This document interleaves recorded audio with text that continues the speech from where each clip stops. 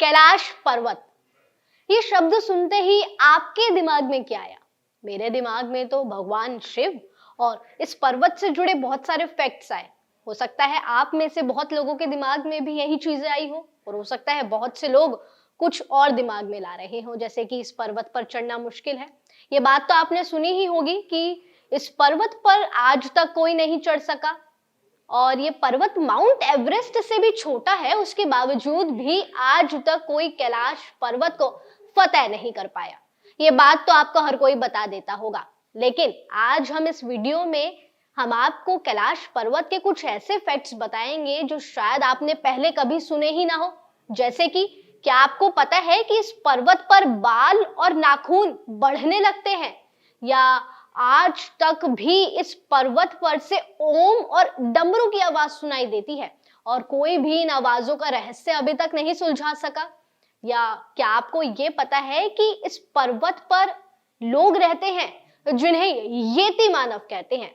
अब आप सोच रहे होंगे कि आखिर ये येती मानव कौन होते हैं और ये कैलाश पर्वत पर क्या करते हैं। तो चलिए इस वीडियो में हम आपको सभी उलझे हुए सवालों के जवाब देंगे और कैलाश पर्वत से जुड़े बहुत से इंटरेस्टिंग फैक्ट्स इस वीडियो में आपको बताएंगे। तो सबसे पहला फैक्ट ये है कि कैलाश पर्वत पर आज तक कोई नहीं चढ़ सका, और अगर कोई चढ़ा भी है तो जिंदा नहीं लौटा। बहुत मुश्किल है इस पर्वत पर चढ़ना, और जिन लोगों ने इस पर्वत पर चढ़ने की कोशिश की वो आज तक जिंदा नहीं लौटे। ऐसा कहा जाता है कि एक संत ने इस पर्वत पर चढ़ने की कोशिश की थी। वो इस पर्वत पर चढ़े भी, लेकिन वापस आए तो वो कुछ बोल नहीं पाए। कहा जाता है कि इसके दो नजरिए हैं, हर कोई इसे दो नजरियों से देखता है। पहला है साइंटिफिक और दूसरा है धार्मिक। धार्मिक नजरिए की बात करें तो लोगों का मानना है कि यहाँ पर भगवान भोलेनाथ और माँ पार्वती रहती हैं, इसलिए इस पर्वत पर कोई नहीं चढ़ पाता।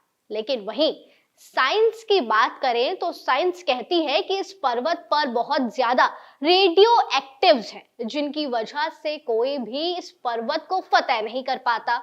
और बहुत सारे माउंट एवरेस्ट चढ़ चुके लोगों ने भी ये बताया है कि जिस वक्त इस पर्वत को चढ़ा जाता है तो हमारे नाखून और बाल तेजी से बढ़ने लगते हैं। अब आप सोच रहे होंगे कि इस पर्वत पर चढ़ना शुरू करोगे आप तो आपके एकदम से बाल और नाखून बढ़ेंगे। भैया ऐसा भी नहीं है। धीरे धीरे करके इस पर्वत पर चढ़ने के बाद नाखूनों के बढ़ने की तेजी और बालों के बढ़ने की तेजी बढ़ जाती है। तो अब आप सोच रहे होंगे कि अगर आपके बाल नहीं बढ़ते तो आप इस पर्वत पर चले जाएं, तो ऐसा नहीं है। इस पर्वत पर जाना भी बैन कर दिया गया है। इस पर्वत पर हर कोई नहीं जा सकता और ना ही किसी में इतनी हिम्मत। लोगों का मानना है कि अगर आप इस पर्वत पर चढ़ने की कोशिश करते हैं तो ऐसा लगता है कोई आपको कंट्रोल कर रहा है, कोई आपको आगे जाने से रोक रहा है। खैर साइंस भी आज तक पूरा प्रूफ नहीं दे पाई कि क्यों इस पर्वत पर आज तक कोई नहीं चढ़ा, लेकिन हाँ साइंस ये जरूर कहती है कि इस पर्वत के आसपास बहुत ज्यादा रेडियो एक्टिव्स हैं। कहा तो ये भी जाता है कि पूरी पृथ्वी का सेंटर है कैलाश पर्वत, इसलिए बहुत ज्यादा रेडियो एक्टिव्स यहाँ पर होती हैं। वहीं दूसरा सबसे बड़ा रहस्य या कहें दूसरी सबसे बड़ी मिस्ट्री है डमरू की आवाज आना और ओम की आवाज आना। तो चलो सबसे पहले आपको डमरू की आवाज की वजह बताते हैं। साइंस का मानना है कि बर्फ पिघलती है तो उस वक्त डमरू की जैसी आवाज आती है, और ये बहुत कॉमन है।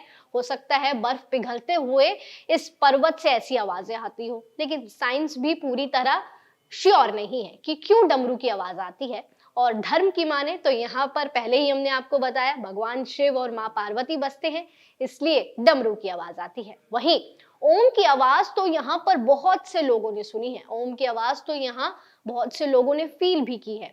लेकिन साइंस कहती है कि जब लाइट और आवाज बीच में मिलती है तो इस वजह से कैलाश पर्वत ओम की वाइब्रेशंस देता है।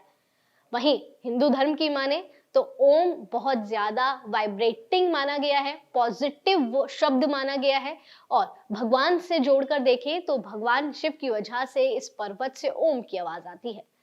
चौथा सबसे बड़ा रहस्य आपको पता है यहाँ का क्या है? ये आपने किसी से नहीं सुना होगा। येती मानव यानी कि बर्फीले मानव। बहुत सारे माउंट एवरेस्ट चढ़ चुके लोग या पहाड़ चढ़ चुके लोगों ने ये कहा है कि पहाड़ों पर बर्फीले मानव रहते हैं जो लंबे लंबे होते हैं, जाइंट जैसे, बड़े बड़े बाल, भालू जैसे दिखते हैं, लेकिन होते मानव हैं। इन्हें येती मानव कहा जाता है। कहते हैं कि अगर कोई इस पर्वत पर चढ़ने की कोशिश करता है तो येती मानव उसे मार देता है। इसलिए आज तक कोई इस पर्वत पर नहीं चढ़ा, और अगर चढ़ा भी है तो वो जिंदा नहीं लौटा, और जिंदा लौटा है तो कुछ बोलने के काबिल नहीं रहा।